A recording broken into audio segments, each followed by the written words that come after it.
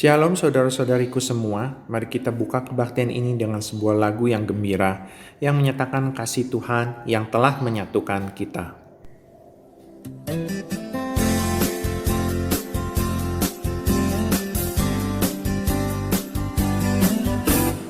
Hari ini ku rasa bahagia, berkumpul bersama saudara seiman.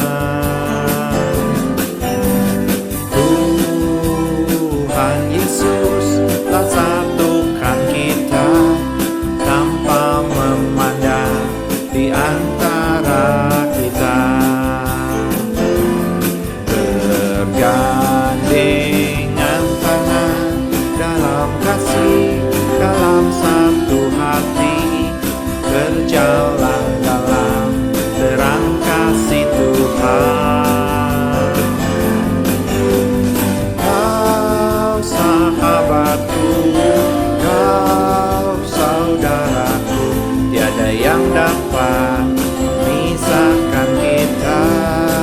Oh, oh, kau sahabatku, kau saudaraku, tiada yang dapat memisahkan kita. Hari ini ku rasa bahagia, berkumpul bersama saudara seiman. Tuhan Yesus telah satukan kita tanpa memandang di antara kita. Bergandengan tangan dalam kasih, dalam satu hati, berjalan dalam terang kasih Tuhan. Kau sahabatku, kau saudaraku, tiada yang dapat memisahkan kita. Oh, oh, kau sahabatku, kau saudaraku, tiada yang dapat memisahkan kita. Bergandengan tangan dalam kasih, dalam satu hati, berjalan dalam terang kasih Tuhan. Kau sahabatku, kau saudaraku, tiada yang dapat memisahkan kita. Oh, oh, kau sahabatku, kau saudaraku, tiada yang dapat memisahkan kita. Tiada yang dapat memisahkan kita. Tiada yang dapat memisahkan kita.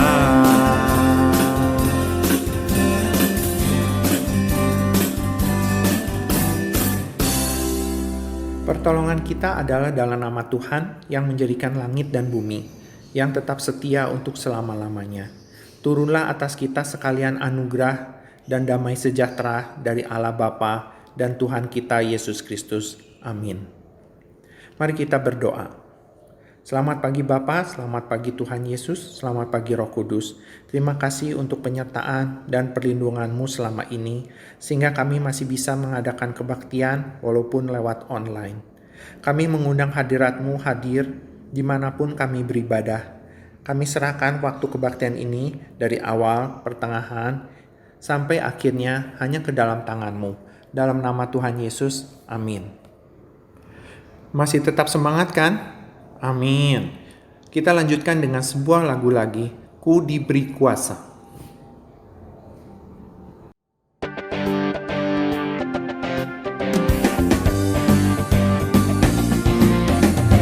Ku diberi kuasa dari Raja mulia, menaklukkan musuh di bawah kakiku. Ku pakai kuasa dari Raja Mulia.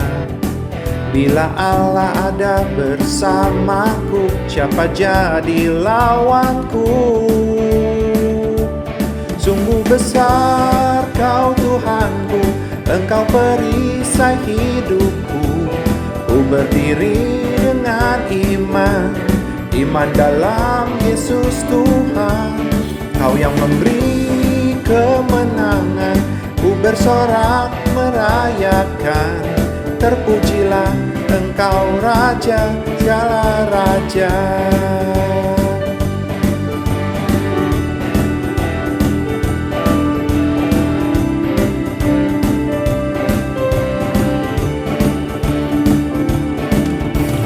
Ku diberi kuasa dari Raja Mulia, menaklukkan musuh di bawah kakiku.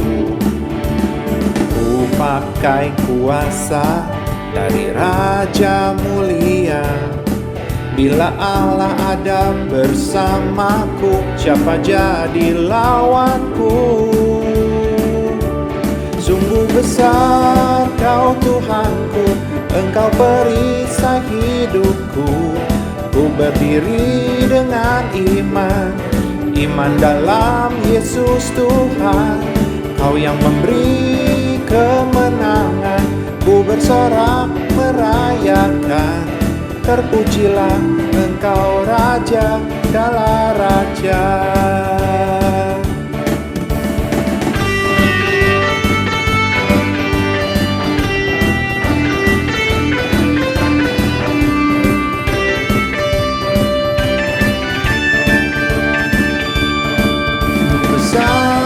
Kau Tuhanku, Engkau perisai hidupku.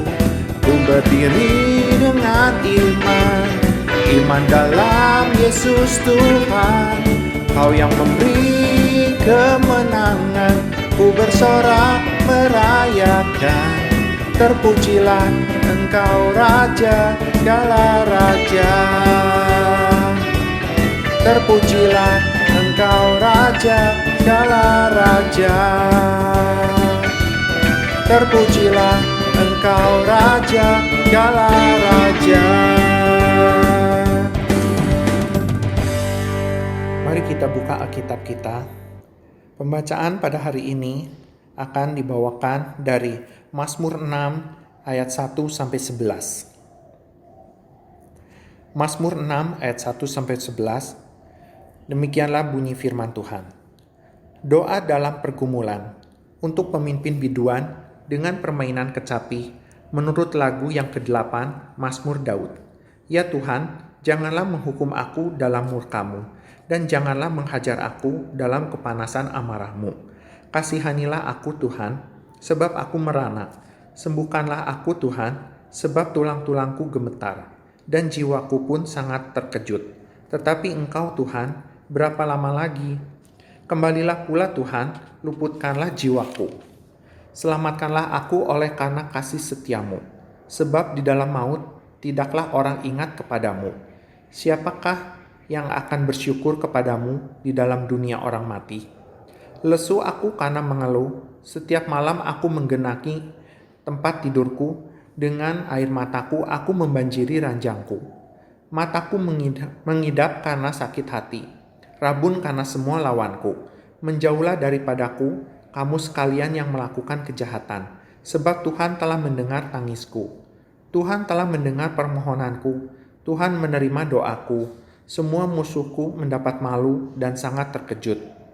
Mereka mundur dan mendapat malu dalam sekejap mata. Amin. Mari saya undang jemaat untuk bangkit berdiri. Kita akan menyatakan iman kita dengan pengakuan Imam Rasuli. Pengakuan Imam Rasuli.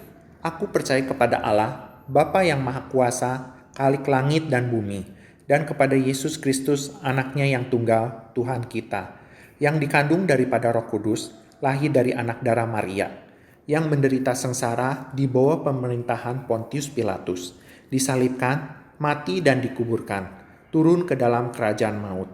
Pada hari ketiga, bangkit pula dari antara orang mati, naik ke surga, duduk di sebelah kanan Allah, Bapa yang Maha Kuasa.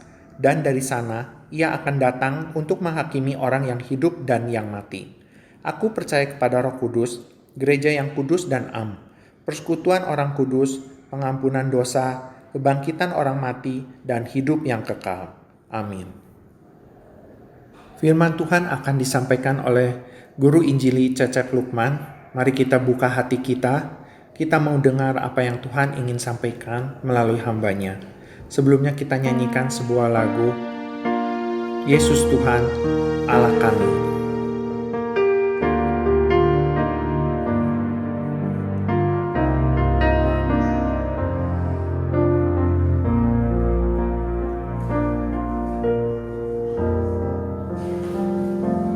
Yesus Tuhan dan Allah kami,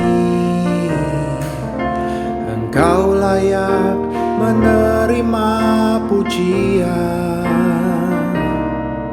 hormat dan kuasa, sebab Kau telah ciptakan segalanya.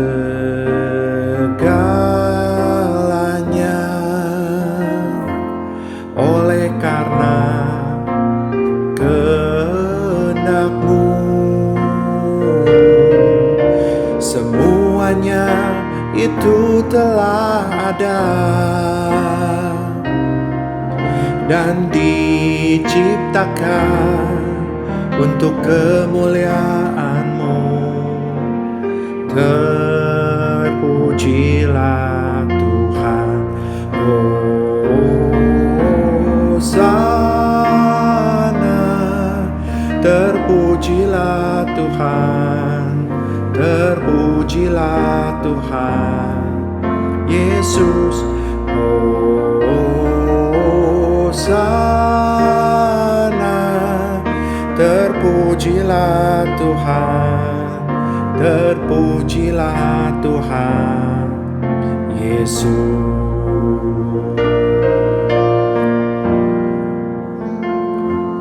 Yesus Tuhan dan Allah kami, Engkau layak menerima pujian, hormat dan kuasa, sebab Kau telah ciptakan segalanya.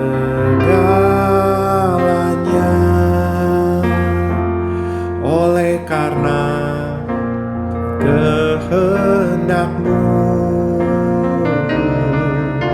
semuanya itu telah ada dan diciptakan untuk kemuliaan-Mu. Terpujilah Tuhan.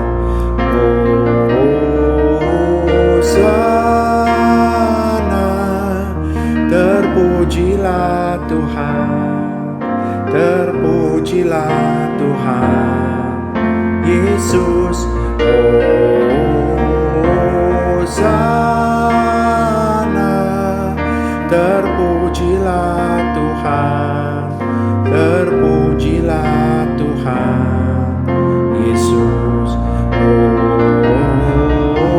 Hosana, terpujilah Tuhan, terpujilah Tuhan.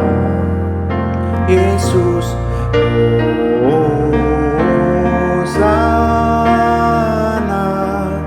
terpujilah Tuhan, terpujilah Tuhan. Yesus, terpujilah Tuhan. Yesus, terpujilah Tuhan. Yesus.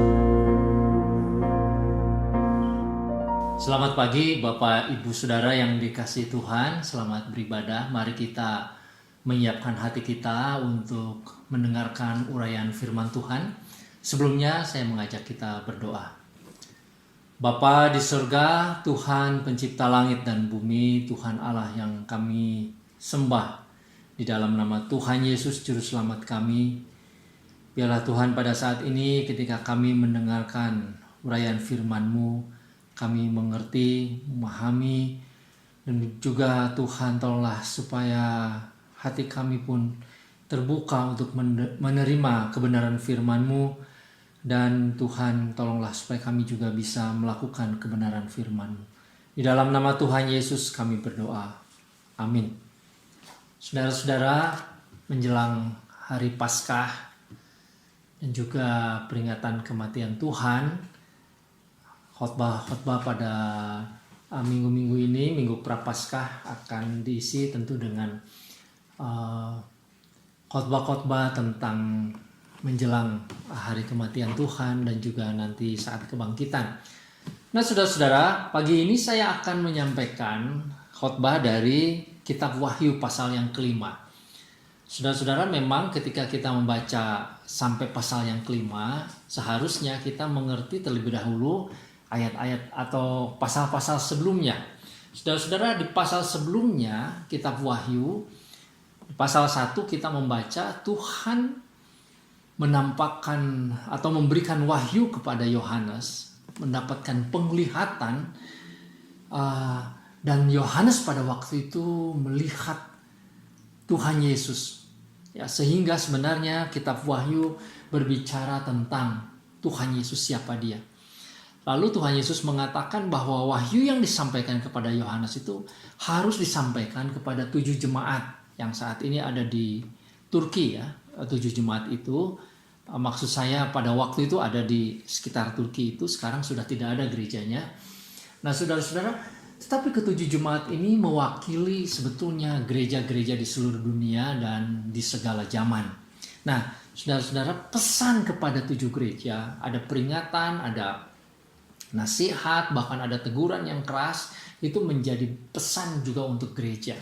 Nah, sesudah itu, saudara, sesudah Tuhan Yesus memberikan pesan bagi gereja di bumi, lalu Yohanes mendapatkan penglihatan di pasal keempat. Penglihatan bukan di bumi tetapi di sorga. Nah, di sorga Yohanes melihat tahta. Nah, saudara bisa baca di pasal 4. Dan di atas tahta itu duduk dia, Tuhan Allah yang Maha Kudus, yang Maha Suci. Lalu seperti dikelilingi oleh pelangi. Lalu kemudian saudara-saudara ada 24 tua-tua yang sebetulnya adalah gambaran dari umat Tuhan. Ya. Dan juga ada 4 binatang dengan penuh dengan mata dan seterusnya, sebuah penglihatan yang luar biasa, saudara-saudara, yang menggambarkan tentang kemuliaan Tuhan Yesus, Tuhan di surga. Nah, sudah di pasal yang kelima kemudian kita melihat dia yang duduk di tahta itu sedang memegang gulungan kitab. Mari kita baca, saudara, pasal 5 ayat 1. Maka aku melihat di tangan kanan dia yang duduk di atas tahta itu sebuah gulungan kitab yang ditulisi sebelah dalam dan sebelah luarnya dan dimeterai dengan 7 meterai. Jadi saudara-saudara, Tuhan yang Maha Suci itu sedang memegang gulungan kitab dan kitab itu dimeterai. Nah, itu memang pakai bahasa yang umum pada waktu dulu juga, saudara. Kalau sebuah buku atau sebuah kitab yang penting, misalkan semacam dokumen yang penting, itu harus dimeterai dengan 7 meterai. Nah, saudara-saudara, lalu di ayat yang kedua dikatakan, dan aku, Yohanes, tuh melihat seorang malaikat yang gagah yang berseru dengan suara nyaring, katanya, siapakah yang layak membuka gulungan kitab itu dan membuka meterai-meterainya? Saudara-saudara, apa gulungan kitab itu? Gulungan kitab itu adalah sejarah manusia. Gulungan kitab itu adalah kisah sejarah manusia. Saudara-saudara, sesudah Yohanes melihat penglihatan di sorga, lalu kemudian Yohanes melihat dia yang Maha Suci itu ingin memberikan atau membuka rahasia kehidupan di dalam dunia ini, sejarah manusia. Dan saudara-saudara, pada waktu itu siapa yang bisa membuka Ayat yang ketiga, tetapi tidak ada seorang pun yang di sorga atau yang di bumi atau yang di bawah bumi yang dapat membuka gulungan kitab itu atau yang dapat melihat sebelah dalamnya. Rahasianya itu ada di dalam buku itu. Maka menangislah aku dengan amat sedihnya karena tidak ada seorang pun yang dianggap layak untuk membuka gulungan kitab itu ataupun melihat sebelah dalamnya. Jadi ketika itu tidak ada seorang pun yang dianggap layak. Ya, tidak ada. Ayat yang kelima, lalu berkatalah seorang dari tua-tua itu kepadaku. Tadi saya mengatakan di tengah-tengah tahta itu, di sekeliling tahta itu ada 24 tua-tua. Jadi ada seorang tua-tua yang mengatakan, jangan engkau menangis, sesungguhnya singa dari Yehuda yaitu tunas Daud telah menang, sehingga ia dapat membuka gulungan kitab itu dan membuka ketujuh meterainya. Jadi saudara-saudara, rahasia sejarah manusia itu ternyata bisa dibuka oleh dia. Siapa itu? Singa dari Yehuda, yaitu tunas Daud yang telah menang. Saudara, tentu kita paham bahwa yang dimaksud tunas Daud, singa dari Yehuda itu adalah Tuhan Yesus. Saudara-saudara, di kitab Kejadian pasal yang ke-49, di sana dikatakan, dinubuatkan bahwa lewat keturunan Yehuda itu akan hadir, akan tampil seorang raja selama-lamanya. Siapa raja itu? Ternyata dari keturunan Yehuda, saudara, itu adalah Daud. Tetapi apakah raja ini Daud? Bukan. Daud adalah raja biasa. Ya, karena dia mati, lalu kemudian hanya menjadi seorang pahlawan atau pahlawan iman. Tetapi raja yang dimaksudkan di dalam nubuat kitab Kejadian pasal 49 itu adalah raja yang berkuasa selama-lamanya di atas alam semesta ini. Jadi ini merujuk kepada Tuhan Yesus, keturunan Daud. Dialah raja yang telah menang, yang telah bangkit dari kematian. Nah, saudara-saudara, kemudian ayat yang ke-6 ini akan menjadi fokus kita atau jadi perhatian kita. Maka aku melihat di tengah-tengah tahta dan keempat makhluk itu dan di tengah-tengah tua-tua itu berdiri seekor anak domba seperti telah disembelih, bertanduk 7 dan bermata 7. Itulah ketujuh roh Allah yang diutus ke seluruh bumi. Saudara-saudara, tua-tua tadi mengatakan yang bisa membuka kitab sejarah manusia itu adalah singa dari Yehuda, raja yang telah menang. Ya, gambaran singa tentu adalah seekor singa adalah pribadi raja, ya, gambaran seorang raja yang besar. Tetapi kemudian yang dilihat oleh Yohanes bukanlah singa, tetapi yang muncul adalah seekor anak domba, bahkan anak domba yang disembelih. Namun anak domba ini bertanduk 7 dan bermata 7. Di atas kata 7 tanduk 7. Bermata 7 ini ketujuh roh Allah yang diutus ke seluruh bumi. Jadi saudara-saudara, gambaran tentang raja yang mulia, raja selama-lamanya, itu juga adalah seekor anak domba yang disembelih. Siapa anak domba yang disembelih? Saudara-saudara, kita tentu mengetahui yang dimaksud adalah Tuhan Yesus. Namun yang difokuskan atau yang ditekankan, raja yang berkuasa selama-lamanya itu juga adalah raja yang pernah mati seperti seekor domba yang dikorbankan, yang disembelih. Anak domba yang dikorbankan untuk menjadi penebusan. Dan ini bercerita atau ini tentang karya Kristus di salib. Jadi saudara-saudara, pada bagian ini kita melihat bahwa gulungan kitab, yaitu sejarah manusia itu hanya bisa dibuka, bisa disingkapkan oleh Yesus, Raja di atas segala raja. Tetapi melalui perspektif atau melalui sudut pandang pengorbanan Yesus di kayu salib, yaitu yang pada saat ini saudara-saudara diungkapkan melalui seekor anak domba yang disembelih tadi. Ayat yang ke-7. Lalu datanglah anak domba itu dan menerima gulungan kitab itu dan dari tangan dia yang duduk di atas tahta itu. Ketika ia mengambil gulungan kitab itu, tersungkurlah keempat makhluk dan ke-24 tua-tua itu di hadapan anak domba itu, masing-masing memegang satu kecapi dan satu cawan emas penuh dengan kemenyan. Itulah doa orang-orang kudus. Jadi ini seperti upacara, saudara-saudara. Siapa yang layak? Yang layak adalah sang anak domba. Lalu kemudian mereka sujud bersyukur, lalu kemudian mereka memuji, menyanyi. Ayat yang ke-9. Dan mereka menyanyikan suatu nyanyian baru, katanya, engkau layak menerima gulungan kitab itu dan membuka meterai-meterainya. Karena engkau telah disembelih dan dengan darahmu engkau telah membeli mereka bagi Allah dari tiap-tiap suku, bahasa, dan kaum dan bangsa. Dan engkau telah membuat mereka menjadi suatu kerajaan dan menjadi imam-imam bagi Allah kita. Dan mereka akan memerintah sebagai raja di bumi. Maka aku melihat dan mendengar suara banyak malaikat sekeliling tahta, makhluk-makhluk dan tua-tua itu. Jumlah mereka berlaksa-laksa dan beribu-ribu laksa, katanya dengan suara nyaring. Anak domba yang disembelih itu layak untuk menerima kuasa dan kekayaan dan hikmat dan kekuatan dan hormat dan kemuliaan dan puji-pujian.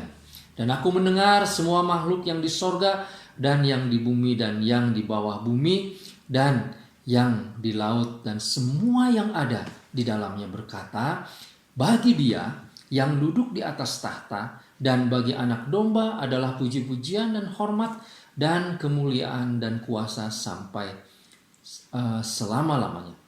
Dan keempat makhluk itu berkata amin, dan tua-tua itu jatuh tersungkur dan menyembah. Jadi saudara-saudara, ini sebuah gambaran suasana di sorga. Ketika sang anak domba itu menerima gulungan kitab, lalu kemudian mereka menyembah, bernyanyi, bersyukur, dan kemudian mereka tersungkur menyembah sang anak domba ini. Nah, saudara-saudara, yang harus kita perhatikan pada bagian ini yang menjadi inti dari khotbah ini, saudara, apa arti sang anak domba yang disembelih, salib Yesus itu berkaitan dengan gulungan kitab yang dimeterai, yaitu sejarah manusia. Apa artinya, saudara-saudara, memahami sejarah manusia dari perspektif salib? Nah, saudara-saudara, kita harus mengerti bahwa kitab Wahyu itu diberikan kepada jemaat-jemaat, 7 jemaat yang pada umumnya mengalami penderitaan, mengalami aniaya, dan juga mereka dicobai dengan pencobaan yang luar biasa dari kehidupan sekuler, kehidupan duniawi, penyembahan berhala, kehidupan yang najis, dan juga saudara-saudara banyak nabi-nabi palsu yang membuat gereja pada waktu itu bisa kemudian meninggalkan Tuhan. Dan ini adalah gambaran gereja sepanjang zaman.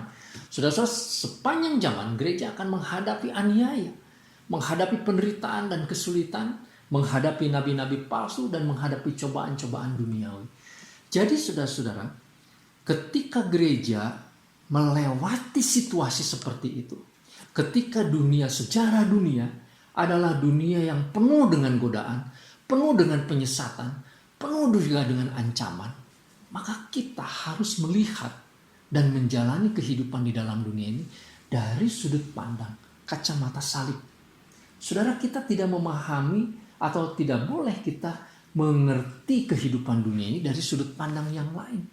Misalnya dari sudut pandang sains. Saudara, kalau kita memandang kehidupan manusia, kehidupan dunia ini dari sudut pandang sains modern yang percaya kepada teori evolusi, maka yang terjadi adalah manusia sekarang akan optimis karena teknologi maju, pengetahuan maju. Jadi tidak ada rasa takut, tidak ada rasa gentar, tidak ada rasa takut kepada Tuhan, percaya kepada Tuhan, karena nanti yang akan memimpin manusia adalah teknologi dan ilmu pengetahuan. Itu misalnya, saudara-saudara. Jadi sudut pandang yang kita pakai untuk melihat sejarah manusia itu sangat penting. Nah, pada bagian ini, saudara, Karena Yesus sudah mati disalibkan, maka kita harus mengerti apa makna kematian Yesus bagi kehidupan kita pada saat kita menjalani sejarah hidup manusia. Nah, saudara, pada bagian ini, tua-tua dan seluruh makhluk di sorga, mereka menyembah dan memuji Tuhan, memuliakan Sang Anak Domba yang layak menerima gulungan kitab itu. Kenapa? Karena Sang Anak Domba, meskipun dia adalah domba yang disembelih, tetapi dia sudah menang. Nah, jadi saudara-saudara, yang pertama yang harus kita ingat adalah bahwa melalui sudut pandang salib, kita harus mengetahui bahwa perjalanan hidup manusia itu adalah perjalanan umat Tuhan, maksud saya, orang-orang yang percaya adalah perjalanan yang penuh dengan kemenangan. Kenapa menang, saudara? Karena Sang Anak Domba itu sudah menang. Memang dia adalah domba yang tersembelih, tetapi dia adalah pribadi yang sudah bangkit, menyatakan kuasa dan kemenangan atas maut, atas segala kuasa yang ada di dalam dunia. Kemenangan ini menjadi pengharapan bagi kita. Maka saudara, meskipun kita saat ini menjalani kehidupan yang mungkin penuh dengan derita, penuh dengan pencobaan, penuh dengan tantangan, pandemi saat ini, dan kita tidak tahu, barangkali ada pandemi susulan, ada situasi susulan yang lebih berat, kita tidak tahu. Tetapi coba saudara kita memandang dari kacamata salib. Dia yang sudah menang. Itu yang pertama. Hal yang kedua, saudara, yang penting adalah bahwa karya Kristus disalibkan itu adalah untuk menebus kita dari dosa. Sehingga saudara-saudara, kita itu menjalani kehidupan ini di dalam perjalanan hidup yang penuh dengan kehidupan yang rohani. Kita memang menjalani kehidupan jasmani. Maksud saya, ada rutinitas, ada tanggung jawab jasmani. Kita bekerja, belajar, berusaha, bersosialisasi. Itu kehidupan yang kita harus jalani seperti semua orang di dunia ini. Tetapi saudara, kita memiliki kehidupan yang lain. Selain kehidupan jasmaniah kita, lahiriah kita memiliki kehidupan rohani. Karena apa? Karena kita sudah ditebus oleh darah Tuhan Yesus. Saudara, kita menjadi orang-orang yang percaya. Kita memiliki kehidupan bersama dengan Tuhan. Karena Tuhan yang sudah menebus kita, sudah menyelamatkan kita. Nah, saudara-saudara, hal berikut yang penting yang berkaitan dengan cara kita memandang sejarah melalui salib adalah bahwa memang salib di satu sisi itu seperti menggambarkan kelemahan. Saudara, tadi saya sudah mengatakan, kita orang yang ditebus oleh Tuhan Yesus, kita memiliki kehidupan rohani. Nah, saudara, dalam perjalanan hidup, nilai-nilai rohani seringkali bertentangan nilai-nilai duniawi. Saudara, kita itu seperti berada di dalam keadaan yang kontradiksi. Nilai-nilai duniawi yang lebih mengutamakan keangkuhan, kekuatan, kehebatan, kesombongan dan lain sebagainya, itu bertentangan dengan nilai-nilai rohani.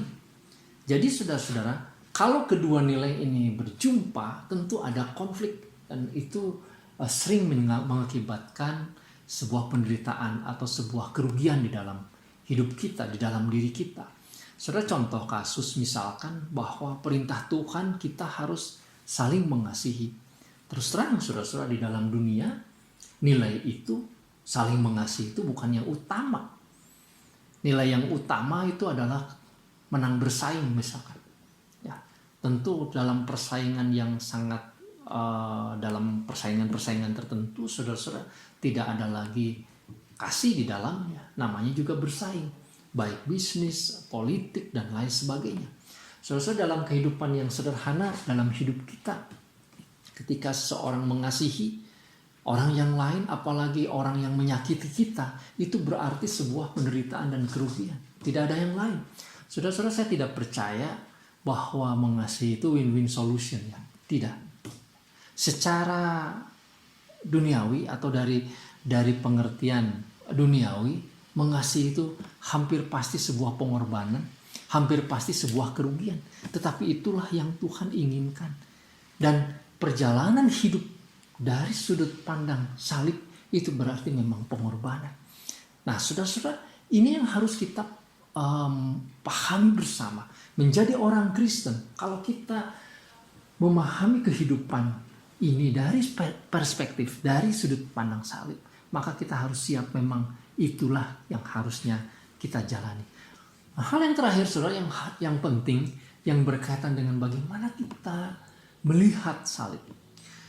Nah, meskipun saudara-saudara kita berada di dalam keadaan yang mungkin hampir selalu dalam perjalanan rohani itu mengalami penderitaan dan kerugian, tetapi itu juga sekaligus sebuah kemuliaan.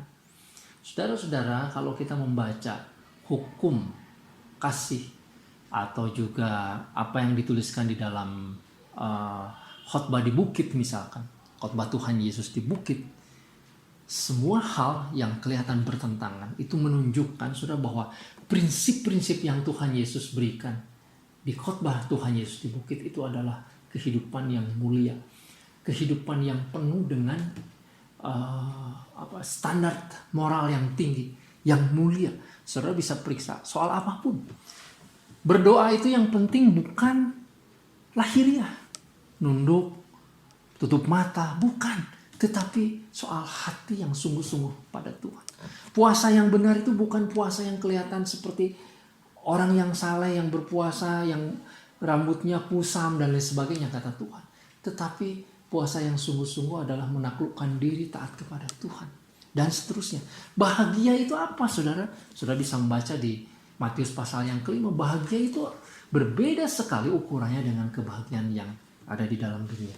Nah, jadi saudara, dari sudut pandang atau dari perspektif salib, ketika kita memandang hidup, memandang sejarah manusia, kita akan memiliki cara pandang yang berbeda. Dan inilah nilai yang penting ketika kita pada minggu Prapaskah ini, saudara, memahami makna dari kematian Tuhan Yesus. Memang Tuhan Yesus mati disalibkan untuk menebus dosa kita. Tetapi selanjutnya apa? Apakah kita, saudara, memandang kehidupan ini dari kacamata duniawi? Tolak ukurnya itu adalah hal-hal duniawi. Kita menggunakan standar-standar duniawi, atau kita menggunakan standar dan cara pikir salib. Ya. Kalau kita, saudara-saudara, memahami kehidupan ini dari perspektif salib, maka kita akan bisa menerima apapun yang terjadi. Kita tidak akan banyak mengeluh. Ya, tentu kita akan banyak berdoa justru. Kita akan banyak meminta pertolongan kepada Tuhan. Kita tidak akan banyak komplain, saudara-saudara. Tidak akan banyak berantem, ribut. Kita tidak akan kemudian juga meninggalkan Tuhan dan kecewa. Karena kita mengerti memang begitulah realitas hidup. Semoga saudara-saudara menjelang Paskah, Jumat Agung dan Paskah pada waktu yang akan datang, kita sekalian disiapkan untuk menjadi orang-orang Kristen yang sungguh-sungguh memiliki sudut pandang salib Kristus. Tuhan memberkati. Mari kita berdoa. Bapa di surga, tolong kami supaya kami sungguh-sungguh memiliki sudut pandangan dari Tuhan yang sudah mati disalibkan, sehingga kami bisa menerima, menjalani kehidupan dengan tabah, dengan kuat, dengan kuasa dari Tuhan, tanpa mengeluh, tetapi kami penuh dengan doa dan ucapan syukur. Terima kasih Bapa di surga, mohon berkat-Mu di dalam nama Tuhan Yesus kami berdoa. Amin. Tuhan Yesus memberkati kita, saudara. Biarlah firman Tuhan yang telah disampaikan bisa menjadi terang dalam kehidupan kita. Dan juga terima kasih untuk guru Injili Cecep Lukman yang telah menyampaikan firman Tuhan. Doa berkat akan dibawakan oleh guru Injili Cecep Lukman. Mari kita nyanyikan doksologi.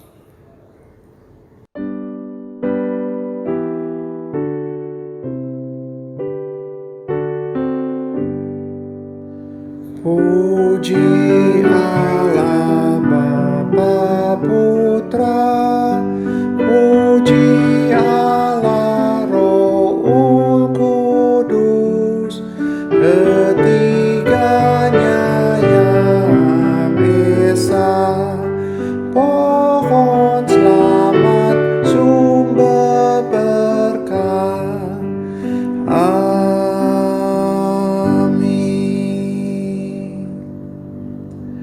saudara-saudara, saat ini terimalah berkat Tuhan. Kiranya kasih Allah Bapa, anugerah dari Tuhan Yesus serta persekutuan dan penghiburan di dalam Roh Kudus menyertai dan memberkati kita mulai saat ini sampai selama-lamanya. Amin. Saat teduh kebaktian selesai. Tuhan Yesus memberkati kita semua. Amin.